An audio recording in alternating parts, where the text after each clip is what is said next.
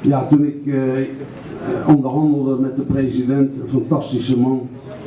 هو بالطبع اتقابل مع السيد رئيس النادي وكان بيجد فيه ان هو شخص رائع. With my agent Mohammed Mabashi. ومع الوكيل بتاعه محمد غباشي. En zij hebben me overtuigd om hierheen te komen. وهم اقنعوه انه يخليه يجي هنا، يحاول يخليه يجي هنا.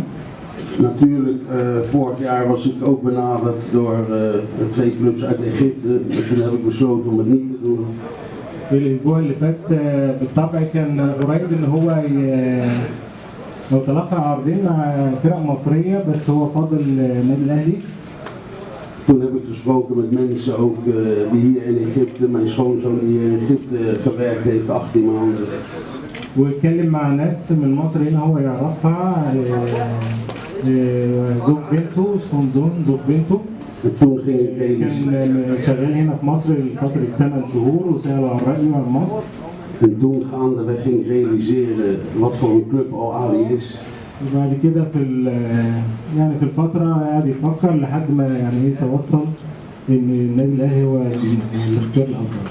Ze vertelden me in Engeland dat ze hadden 40 miljoen fans. قالوا له في انجلترا ان النادي الاهلي عنده 40 مليون مشجع. Een dag later was het 50 miljoen fans. وبعديها بيوم سمع الرقم 50 مليون. Toen kwam ik hier in het hotel en toen zei iemand ze hebben 70 miljoen fans. اول ما وصل الفندق قالوا له لا ده 70 مليون فانز. En wie ben ik om te zeggen dat ik dan niet naar Al Ahly moet gaan? Dus ik moest gaan.